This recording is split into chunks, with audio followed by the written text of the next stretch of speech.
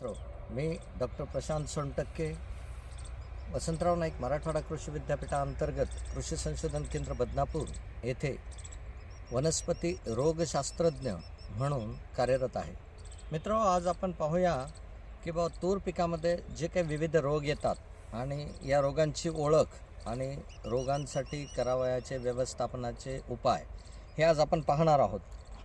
मित्रो, तूर पिकामध्ये प्रामुख्याने 3 प्रकारचे जे रोग आहेत ते जमिनी वाटे किंवा जमिनीच्या माध्यमातून त्याचा प्रसार होत असतो. त्यापैकी महत्त्वाचा जो रोग आहे तो म्हणजे मर. त्यानंतर दुसरा महत्त्वाचा रोग आहे तो म्हणजे मॅक्रोफोमिनाची बुरशी किंवा आपण त्याला कोरडी मुळकूज असं म्हणता येईल. तिसरा एक महत्त्वाचा रोग आहे की ज्याला आपण फायटोप्थेरा म्हणतो. हे तिन्ही जे रोग आहेत हे जमिनीच्या माध्यमातून होतात आणि शेतकरी वर्ग जेव्हा केव्हा तूर पिकामध्ये मर व्हायला सुरुवात होते, मग ही कुठल्या प्रकारची आहे हे न होता या तिन्ही रोगासाठी एक कॉमन शब्द वापरला जातो, ज्याला की तूर उबळणं असे हे शेतकरी वर्ग आपल्या भाषेमध्ये म्हणतात. परंतु तूर उबळणे ही वेगवेगळ्या प्रकारे होते. एकतर फ्युजेरियम नावाची जी बुरशी आहे तिच्या माध्यमातून होते की त्याला म्हणावं लागेल आपल्याला मर रोगामुळे झालेली आहे. जर कोरडी मुळकूज जी आहे ती मॅक्रोफोमिना बुरशीमुळे होते, त्यालासुद्धा त्याचेसुद्धा लक्षणं असे आहेत की त्या रोगाचा प्रादुर्भाव झाला तरीसुद्धा तुरीचं झाड मरतं आहे, त्यालासुद्धा तूर उबळणे हा शब्द प्रयोग केला जातो. आणि तिसरा, मागच्या वर्षी ज्या रोगाने महाराष्ट्रामध्ये थैमान घातलं होतं, जवळपास 60 ते 70%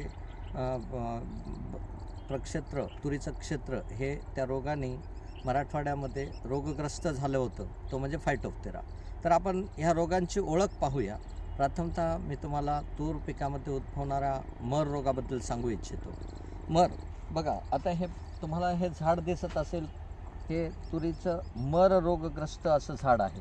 ह्या झाडामध्ये तुम्ही पाहत असाल तर झाडाचा रंग हिरवट पोपटी आहे.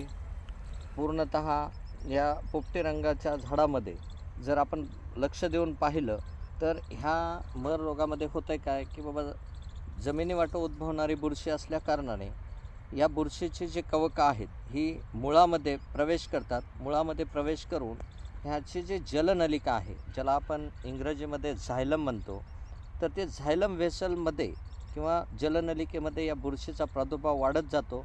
बुरशी पूर्णतः वाढल्यामुळे जलप्रवाह झाडामधला बंद होतो. बंद झाल्यामुळे अशा ड्रुपिंग टाईप ऑफ सिम्पटम्स हे झाड दाखवायला लागतं आणि या झाडाच्या फांदीचा, खोडाचा अथवा मुळाचा जर आपण उभा छेद घेतला तर यामध्ये पूर्णतः बुरशीची वाढ झालेली आपल्याला दिसून येईल.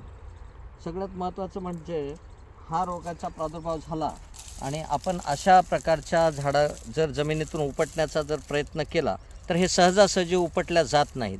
ह्याला बळ लावावं लागतं.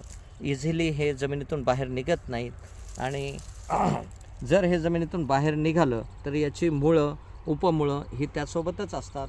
हे हा मर रोग ओळखण्याचं प्रमुख लक्षण आहे. हे मर रोगग्रस्त झाड आहे. हे बघा, या झाडाचा जर आपण उभा छेद घेतला तर ही जी जलनलिका आहे, मधली जी जलनलिका ही तांबूस रंगाची झालेली आहे. कालांतरानं ही काळपट रंगाची दिसायला लागते. हे टिपिकल असं मर रोगाचं लक्षण आहे. हे तुम्ही बघू शकता. जर झाड नॉर्मल असतं तर ह्या झाडाच्या ही जी जलनलिका आहे ही पूर्णतः हिरवी दिसली असती, परंतु मर रोगाच्या प्रादुर्भावामुळं ही पूर्ण जलनलिका तपकिरी रंगाची झालेली आहे आणि हे मर रोग ओळखण्याचं प्रमुख आणि मुख्य लक्षण आहे. हे सुद्धा तूर पिकातील मर रोगग्रस्त असलेलं झाड आहे आणि या झाडामध्ये जर तुम्ही टिपिकल पाहिलं तर जांभळ्या रंगाची छटा तुम्हाला खोडावर दिसेल. ही अशी पूर्णतः जांभळट तपकिरी रंगाची पूर्णतः या खोडाचा रंग बदलत चाललेला आहे. हे सुद्धा मर रोग ओळखण्याचं एक टिपिकल असं लक्षण आहे.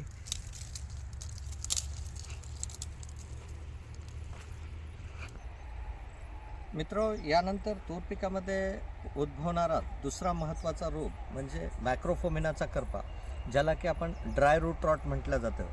म्हणजे शुष्क आणि कोरडी मुळकूज हा एक रोग आहे. हा सुद्धा रोग अतिशय महत्त्वाचा आहे.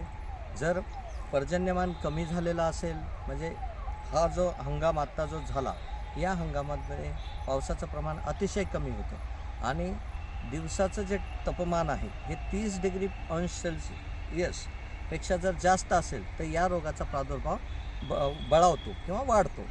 साधारणतः या रोगाची जी लागण आहे ही गुंडी अवस्था, म्हणजे गुंडी अवस्था, फुलोरा अवस्था आणि शेंगामध्ये दाणे भरणे, हा जो कालावधी आहे पिकाचा, या कालावधीमध्ये ह्या रोगाचा प्रादुर्भाव जास्त प्रमाणात दिसून येतो. आता मर आणि कोरडी मुळकूज किंवा मर म्हणजे फ्युझेरियमचे मर आणि रायझोक्टोनियाची कोरडी मुळकूज हे ओळखायची कशी, तर मी तुम्हाला सांगितलं मित्र, जर मर रोगाचं झाड जर तुम्ही उपटण्याचा प्रयत्न केला तर त्या झाडाला उपटतेवेळी बळ द्यावं लागतं. परंतु असं मायक्रोफोमिनाचं जर झाड असेल तर ते पूर्णतः त्याचे मूळ हे शुष्क झालेले असते आणि तुम्ही अशा झाडाला जर उपटण्याचा प्रयत्न केला तर ते अलगद दिशा जमिनीतून बाहेर येतं. त्याचा मुळाचा भाग जो आहे हा जमिनीतच राहतो. खोडापासून म्हणजे रायझोस्पेरिक लेवलपासून किंवा जमिनी लगतचा जो भाग आहे तिथून झाड पूर्णतः आपल्या हातात येतं. आणि जर तुम्ही काळजीपूर्वक पाहिलं तर या झाडाची जी वरची साल आहे ही साल पूर्णतः कुजलेली आहे. जर साल काढण्याचा प्रयत्न केला तर मध्ये सुद्धा तुम्हाला बुरशीची चांगली वाढ झालेली दिसेल. ह्या पानांवर सुद्धा तुम्ही जर पाहिलं तर याचे स्क्लेरोशियल बॉडीज दिसतील. मायक्रोफोमिनाच्या ज्या फंगसची जी वाढ आहे ही वाढ या पानांवर सुद्धा झालेली आहे. आणि ह्या झाडाच्या मुळाचा भाग जर तुम्ही तोडण्याचा प्रयत्न केला तर एक असा टिपिकल असा कटकट असा आवाज येतो आणि हे पूर्णतः मूळ आणि हे कुजलेलं आहे. या मुळाचा भाग जमिनीतच राहिलेला आहे. स्टेमसुद्धा पूर्णतः कुजून गेलेला आहे. आणि ह्याचं जर पाहिलं तुम्ही तर पूर्णतः स्टेममध्ये म्हणजे खोडामध्ये पूर्णतः बुरशीची वाढ झालेली आहे. त्याचे झायलम, फ्लोयम म्हणजे जलनलिका, अन्ननलिका ह्या दोन्हीही भाग कुजलेला आहे. हे ओळखण्याचं लक्षण आहे. ते जमिनीच्या माध्यमातून उद्भवणारा तिसरा जो महत्त्वाचा रोग आहे तो म्हणजे फायटोप्थेराची बुरशी. फायटोप्थेराची बुरशी ही जी आहे हा उत्तर भारतामध्ये अधिक प्रमाणात दिसून येणारा महत्त्वाचा रोग आहे. परंतु आपल्या भागामध्ये किंवा मराठवाड्यामध्ये किंवा महाराष्ट्रामध्ये मागील वर्षी या रोगाने खूप मोठा थैमान घातलं होतं. जवळपास 50 ते 70% या रोगाचा उद्रेक मागील वर्षी त्याची नोंद झालेली आहे. याची जर लक्षणं पाहायची झाली तर तुम्ही जर बघितलं तर खोडावर असे डोळ्याच्या आकाराचे असे चट्टे पडलेले तुम्हाला दिसायला लागतात. आणि पूर्णतः हे चट्टे नंतर इथे अशी त्याची खाच तयार होते आणि पूर्णतः धागेरी स्टेम व्हायला लागतं, दोरे व्हायला लागतात. ह्याच भागातून उजिंग होते, झाडाच्याद्वारे डिंक टाकला जातो आणि अशी कालांतरानं मोठे चट्टे होऊन पूर्णतः स्टेम खराब होतं आणि झाड वाळायला लागतं. तर ह्या रोगाचा प्रादुर्भाव येण्यामागचं कारण काय? अधिक प्रमाणात झालेला पाऊस किंवा आपण जर पाण्याचं प्रमाण जर आपल्याच्याने जास्त देण्यात आलं तर अशा वेळेला या रोगाचा प्रादुर्भाव आपल्या भागामध्ये दिसून येतो. मागील वर्षी पाऊसकाळ जास्त होता आणि पाण्याचं प्रमाण जास्त झालेलं होतं, त्यामुळे आपल्या भागामध्ये या रोगाचा प्रादुर्भाव अधिक जास्त प्रमाणात दिसून आला.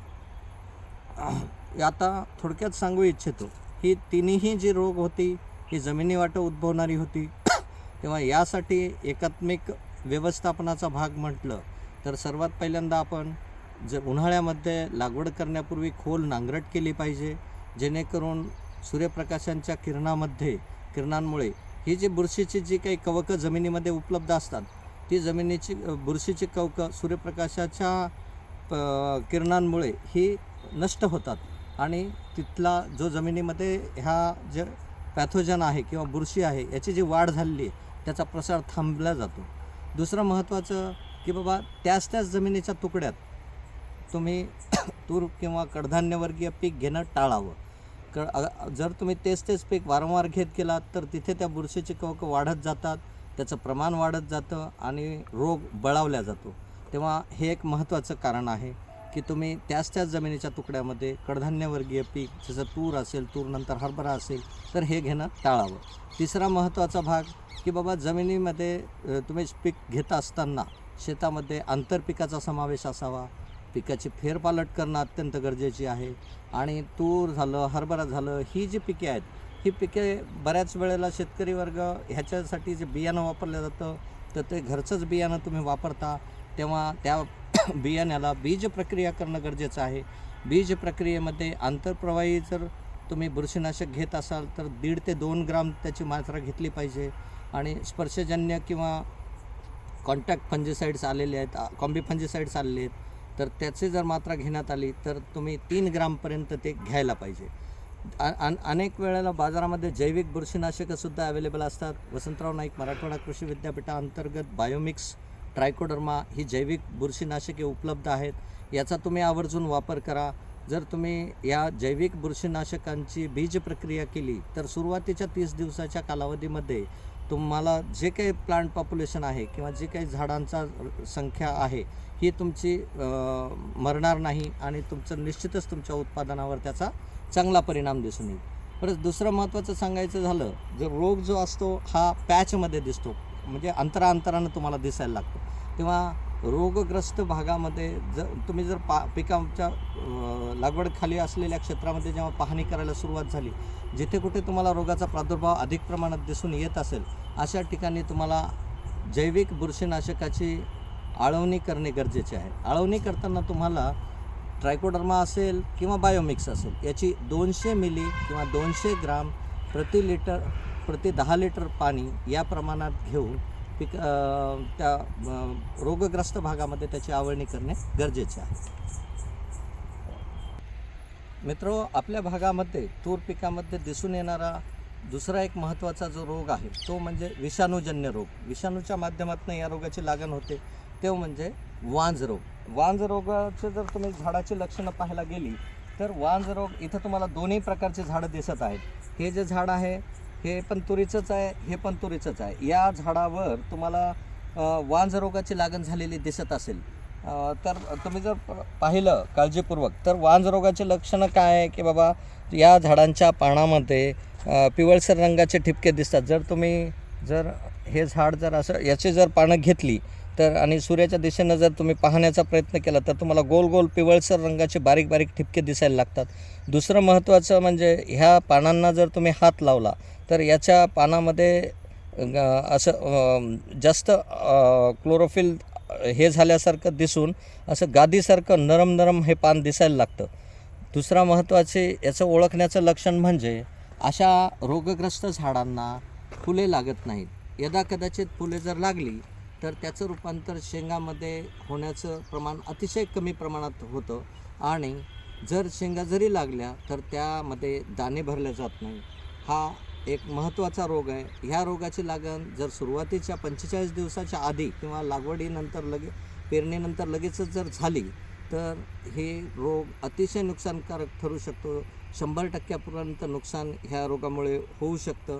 तेव्हा सुरुवातीच्या अवस्थेमध्ये जेव्हा केव्हा तुम्हाला ही रोगाची काही 1-2% झाडं जर तुमच्या भागामध्ये दिसत असेल तर ह्याच्या नियंत्रणासाठी तुम्ही सरळ ती झाडे उपटून आपल्या नक्षत्राच्या बाहेर टाकणे किंवा ते झाडं उपटून नष्ट करणे हा एकमेव महत्त्वाचा पर्याय आहे. पॉइझन पी स्टरलेटी मोझॅक म्हणजे वांज रोग हा विषाणूच्या माध्यमातून होत असल्याकारणानं ह्याला कुठला तरी कीटक किंवा कुठला तरी व्हेक्टर हा रोग पसरवण्यासाठी कारणीभूत असतो. तर हा रोग जो आहे हा रोग पसरवण्याचं काम एरिओफाईड माइट्स म्हणजे कोळी जे आहेत, कोळी जे कीटक आहे हा रोग चांगल्या इन्फेक्टेड झाडावरून म्हणजे रोगग्रस्त झाडावरून चांगल्या झाडावर हा प्रसारित करत असतो. तर तेव्हा ह्या रोगाच्या नियंत्रणासाठी एखादं कोळीनाशक किंवा सिम्पली गंधक असेल तर गंधकाची सुद्धा तुम्ही फवारणी करून 20 ग्राम 10 लिटर पाणी या प्रमाणात फवारणी करून तुम्ही या कोळी नष्ट करू शकता. बाजारामध्ये ओमाइट्स नावाने काही कोळीनाशक उपलब्ध आहेत, तर त्याचंसुद्धा तुम्ही फवारणी घेऊ शकता आणि या कोळीचं जर नियंत्रण केलं तर हा रोगाचा प्रादुर्भाव वाढणार नाही आणि याच्यावरील कोळींचं नियंत्रण करता येईल. हा एक तूर पिकामधील महत्त्वाचा रोग आहे.